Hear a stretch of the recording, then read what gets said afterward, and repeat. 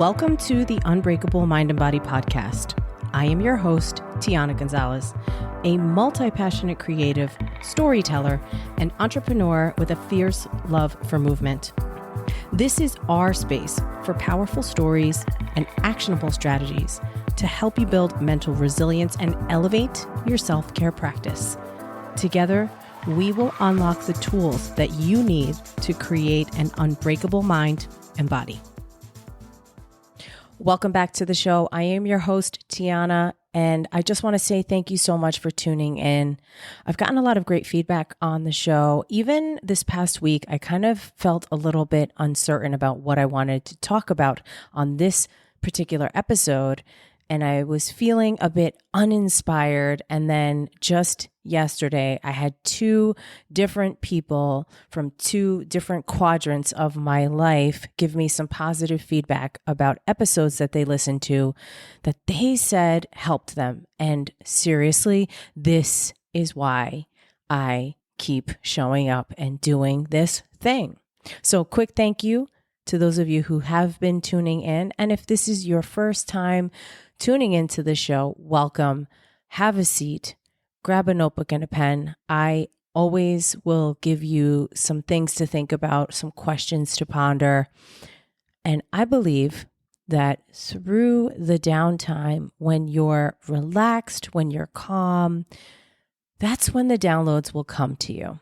So that's why I always encourage people to either bookmark the episodes that speak to them, or to just write down the questions that you want to think about at a later time, or just think about and then leave it up to the universe to deliver the answer at the right time. So this episode is going to be primarily focused around judgment and shame. And one of the things that I have had to really work through in my adult life is overcoming unnecessary feelings of shame and self-judgment.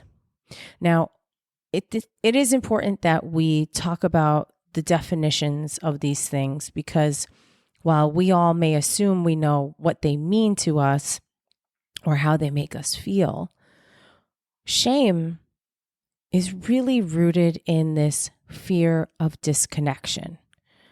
That's really what it boils down to. And I will tell you that the first time I was brought to my knees, hysterical in tears, watching a TED Talk was the Brené Brown TED Talk, The Power of Vulnerability. I highly recommend, if you have never seen this TED Talk, it is worth the 20 minutes of your life.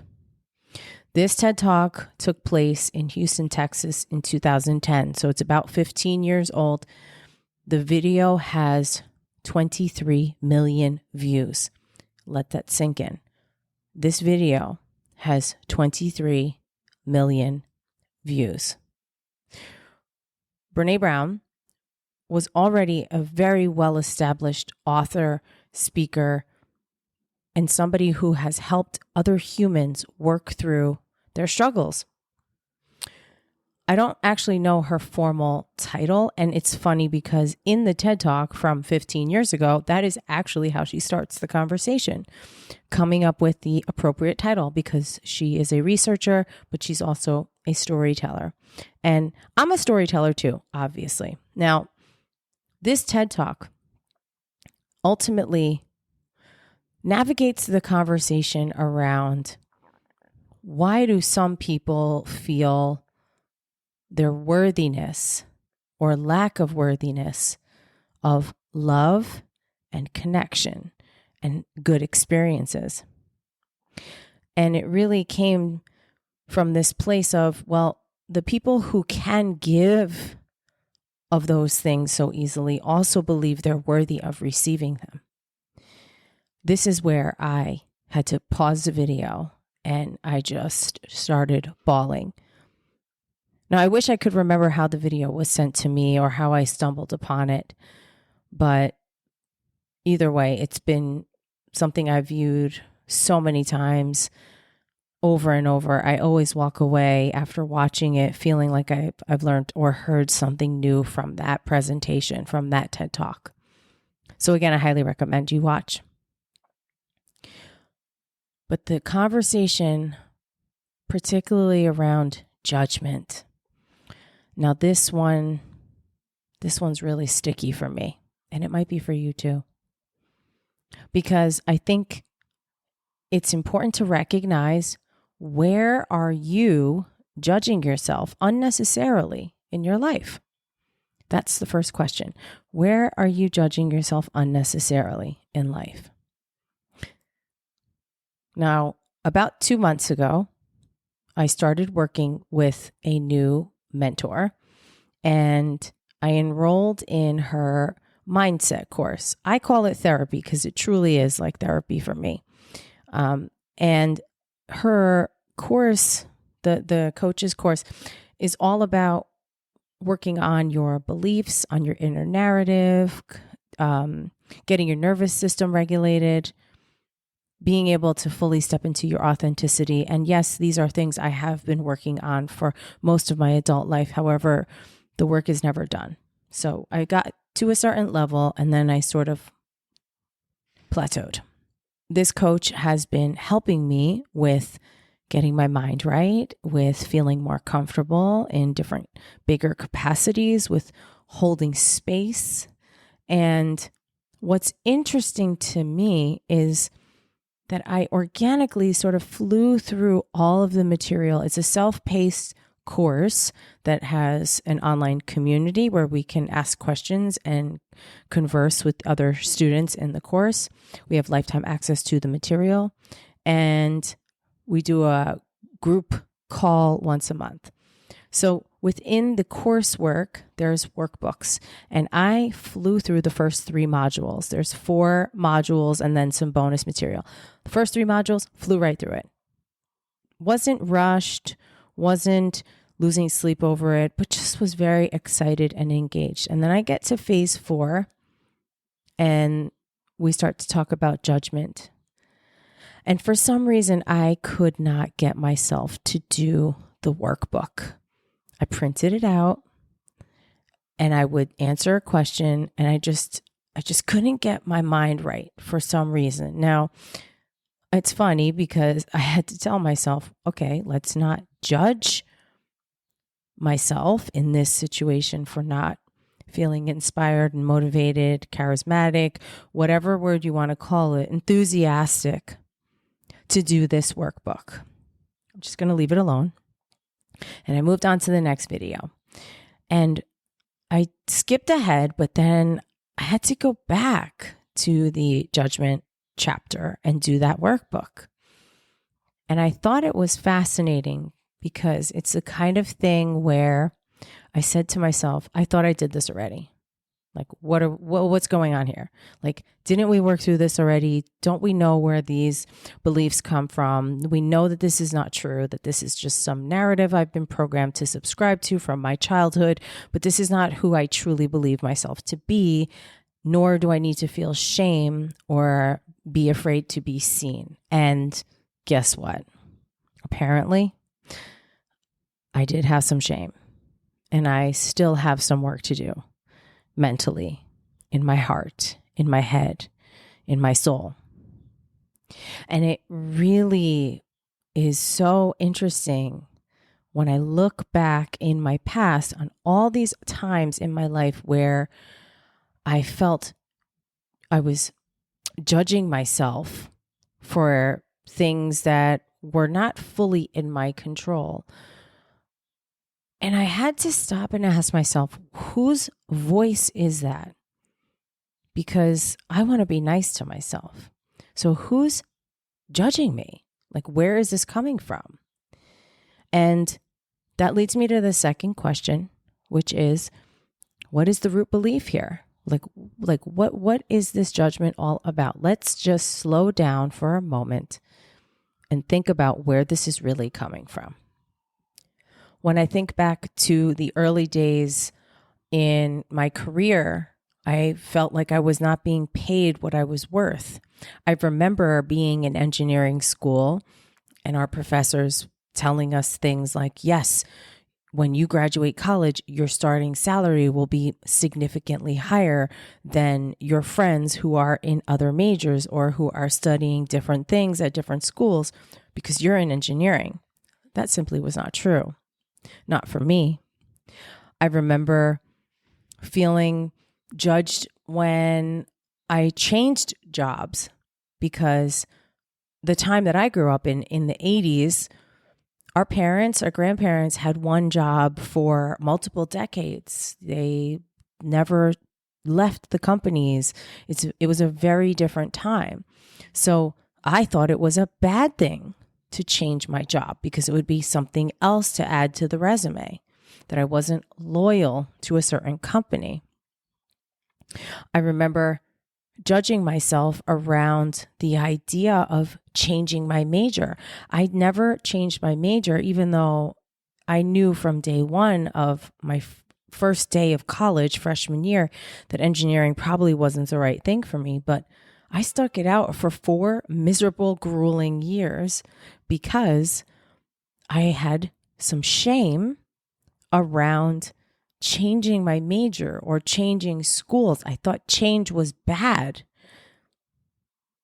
I've even felt shame around posting certain types of photos.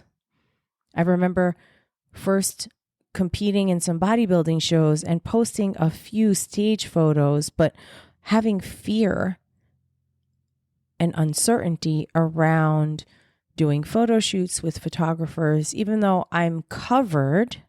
There's no nudity and nothing inappropriate, but I still felt some shame around putting these photos on the internet for simply anyone to view. Again, it's a different time. Through all of those things, where did the shame come from? Where was this judgment coming from? And what was the root belief? I wish I knew back then what I know now. I wish I had the questions and the mindset to slow down and allow myself to be within my ears, within my head, within my heart, to really sit and answer those questions honestly. And I think that the shame really came from the fact that I knew what the answer was. I was doing what I thought I was supposed to be doing. I was doing what I thought would be approved. I was doing what I thought would just keep my head below the radar, don't cause too many ripples. I went through a really hard time, particularly with my mom, but also with other adults in my life who would make comments. And I don't think that they meant to hurt me. But as a kid, when you're insecure, when you're very impressionable, they sting and they stick with you forever. And I recall feeling badly for some of my birth-given gifts. I have no control over my appearance. I have no control over my body, especially what I was born into as a kid. And I remember being treated differently by some family members because I was quote unquote the pretty one and I was smart.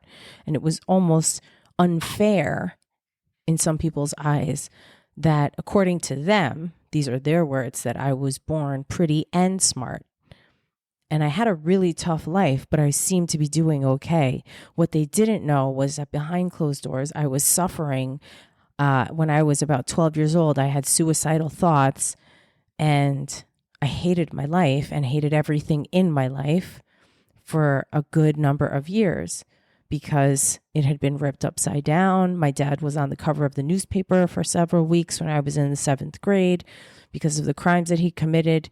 My whole family was separated and torn apart, and it was on public display for everyone in the community to witness. Now, there's where some shame came from, right? The third question, which I kind of touched on already, is to ask yourself the judgment, right, that you identify, and then figuring out like what is the root cause or where is it stemming from. Question number 3, is this belief true, or is this a narrative that you have been programmed to subscribe to. I'm going to say that again. Question number 3. Is this true, or is this a narrative that you have been subscribed to, that someone programmed you to believe? Think about that. Because that's what a belief is. It's a thought that has been living in your head for so long that in your core, you think it's a truth, it's a fact. But is it? Or is that just the way you think? Now, we have a lot of complex layers to work through when we're talking about beliefs, when we're talking about programming. We are seeds or children of 2 complex human beings that came together. And then they are the offspring of 2 other complex beings. So each layer has more personality, more culture, more experiences, and definitely more trauma that they bring to the table. And I don't know about you, but in my family, therapy was not a real big thing. Especially for my grandparents. They didn't go to therapy. They drank beer.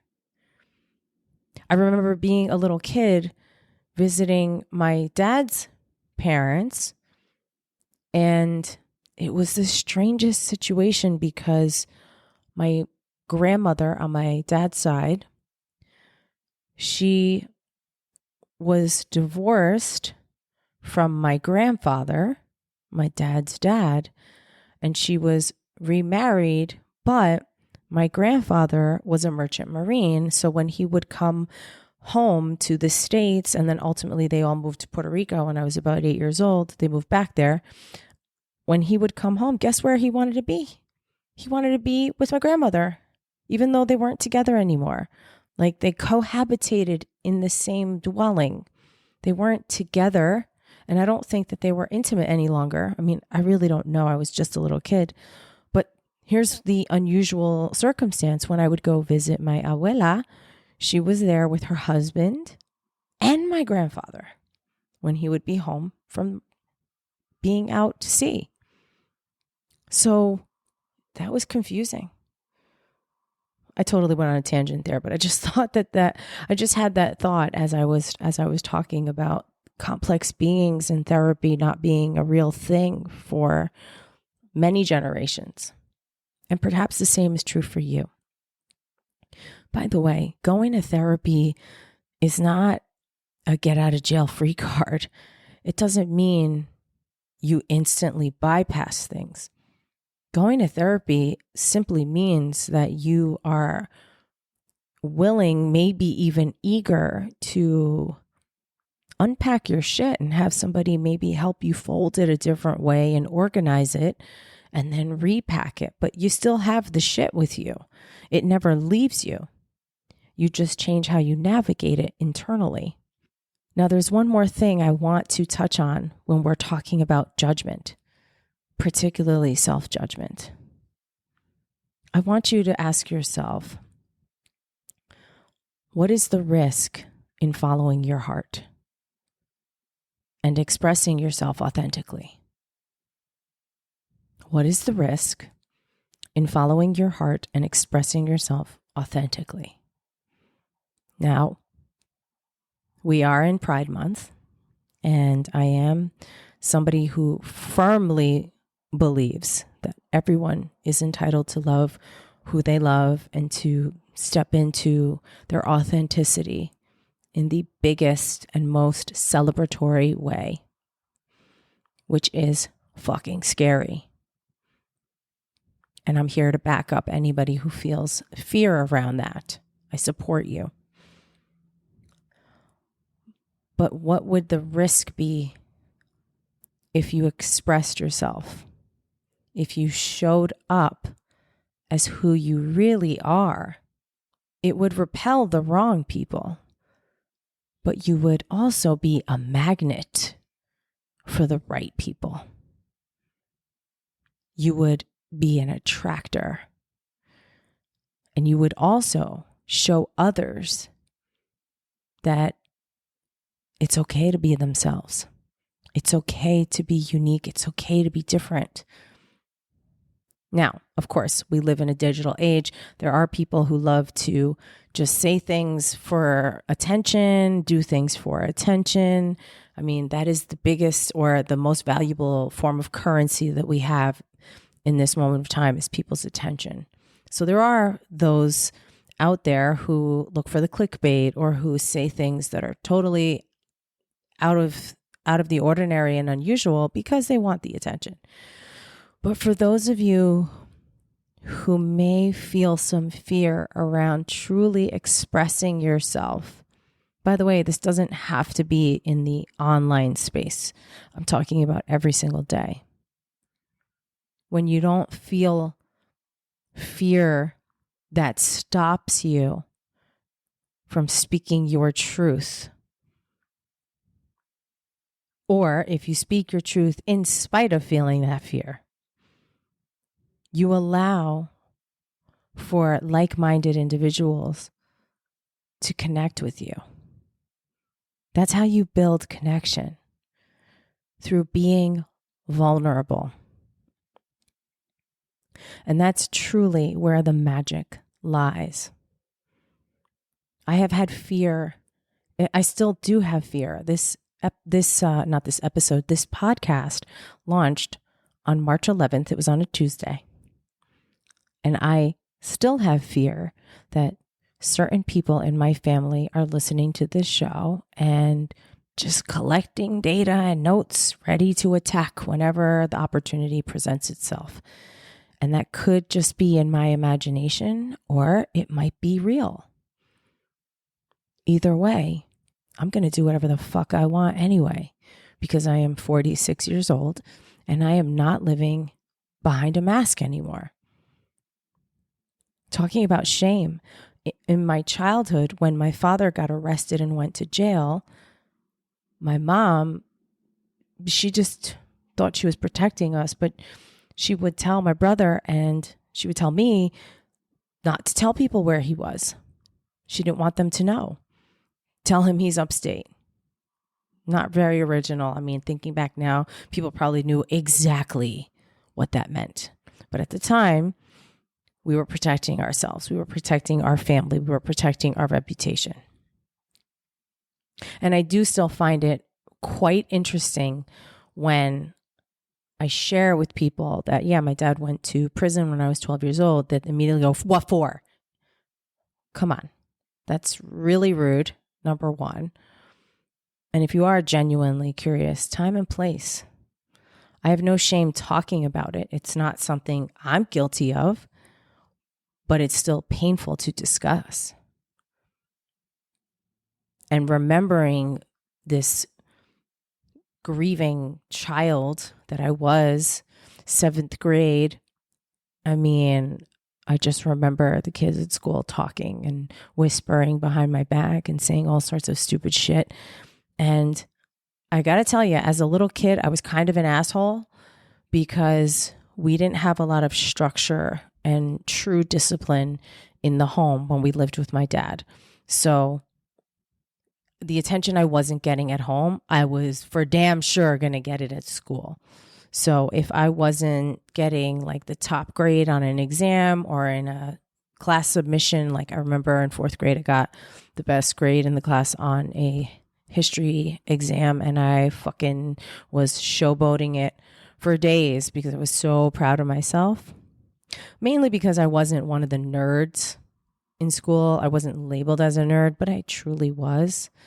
But I remember just always acting out, being loud, being rambunctious, getting attention, jumping up and down. And thinking back now, I'm sure I was really fucking annoying. And I understand why some of the other kids in my school probably didn't like me very much. Then you add this layer of me growing up with a dad who found himself in trouble and people pointing fingers. So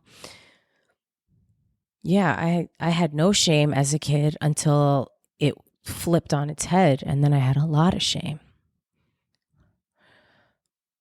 But going back to life, when we look back at the decisions we make, think about times where you judged yourself. Think about times where you didn't follow your heart. Think about times where you really wanted to do something and something else stopped you. Like it was so close, but just, oops, not enough, or not this time.